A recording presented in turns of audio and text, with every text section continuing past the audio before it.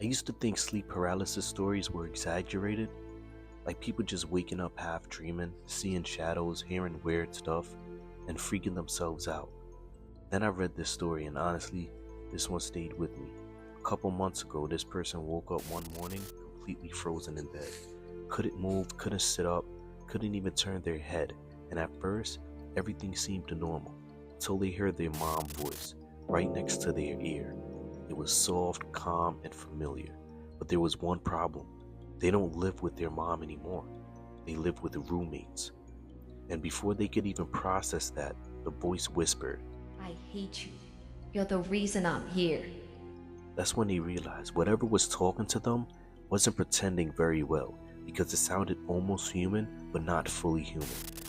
Like something trying to copy a voice it had only heard once before. Then they felt it. Tap, tap, tap. Right against their neck. Not scratches, not pressure, literally tapping, like fingers testing them. And then suddenly, karate chop motions against the side of their neck. It was fast, sharp, repetitive. At this point, they're panicking, trying to scream, trying to move, trying to force their body awake, but nothing's happening. Their body is completely locked, and the worst part, their neck and ears were exposed. They said they normally sleep with their hair covering their ears or with a blanket up near their face, but that night, for some reason, nothing was covering them, like something had direct access to them. Now here's the part that got me. Most people in sleep paralysis stories say they just wait for it to end. This person didn't. They got angry.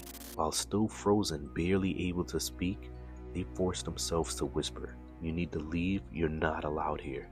And the second they said that, everything stopped. Immediately. No slow fade, no lingering sounds, just silence. And suddenly, they could move again, like somebody flipped the switch. And now maybe that's just sleep paralysis. Maybe the brain does weird things when it wakes up before the body does.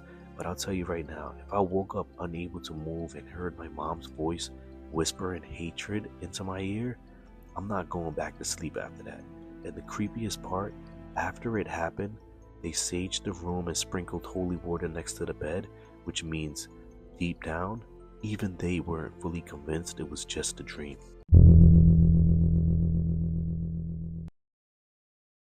Some of the creepiest stories aren't about monsters. They're about memories you try to convince yourself never happened, until somebody else confirms they did. This person said they had this blurry memory from when they were around 4 or 5 years old. One of those memories that feels more like a dream than real life. But recently, they finally asked their mom about it. And according to them, the second they brought it up, their mom's face changed immediately. Not confused, not "what are you talking about?" She knew exactly which night they meant before they even finished explaining it. They said their mom went quiet for a second, like she had just been dragged into a memory she spent years trying not to think about. Almost reluctant to answer, like even talking about it made her uncomfortable. And when she finally confirmed it happened, it wasn't casual. It sounded like somebody admitting something they couldn't even fully explain. So back then, her dad was a truck driver, so he'd been gone for weeks at a time. Whenever he was away, they'd sleep in her mom's bed because they were still little. So one night, they're both getting ready to sleep when suddenly, bang, right on top of the roof. Then again, bang, bang, bang, like something huge was sprinting across the top of the house. The mom gets up confused and looks outside, but when she comes back, she tries playing it off calm, saying it's probably just a raccoon. But from the look of her face, you could tell she was frightened a bit, but she was trying to keep it together so her kids doesn't get frightened as well. So even after the noises stopped, that weird feeling stayed in the room. But slowly, they laid on the bed, and eventually, they both fell asleep. And then, their mom is screaming bloody murder. The kind of scream that instantly jolts you awake before your brain even understands what's happening. They open their eyes confused and realize they're on the floor, facing the foot of the bed, looking up, and their mom is backed against the headboard, hysterically pointing beside the bed while trying to turn on the lamp. The second the light hits the room, she screams, Something pulled you off the bed. Imagine being 4 years old, hearing your own mother scream that at you in the middle of the night. Not you fell, not are you okay, but something pulled you off the bed. They said they were so terrified, they literally peed themselves right there on the floor. And then, nothing.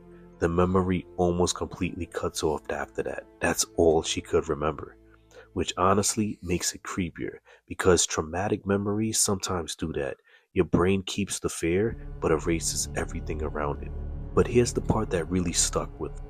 When they finally asked their mom about it years later, she confirmed the entire thing happened. And after that night, they stayed with their grandparents until the dad came home. Then shortly after, they moved out of that house completely. Now maybe there's an explanation. Maybe they somehow rolled off the bed and the mom panicked after hearing those noises earlier that night. But if it was really that simple, why did the mom still sound disturbed talking about it 20 years later? And why did they leave the house right after? Because adults don't usually move houses over raccoons. But you see, the creepiest part, she admitted there was details she intentionally left out when she asked her mom about that night, because even saying them out loud felt wrong. She said when her mom first came back inside after checking the noise on the roof, something about her felt off. Like for a split second, she didn't fully look like herself anymore. And even now, the daughter swears she remembers looking past her mom in the darkness and seeing what looked like someone standing behind her near the bedroom door. Someone unhuman-like. But she never mentioned any of that to her mom because deep down, she wasn't sure if she actually remembered it or if her brain created it after what had happened next. And another reason why she didn't tell her mom is because she was actually a little bit afraid of her. She said it's hard to explain, but that night, she wasn't sure if that was her mom. And that's what scared her the most.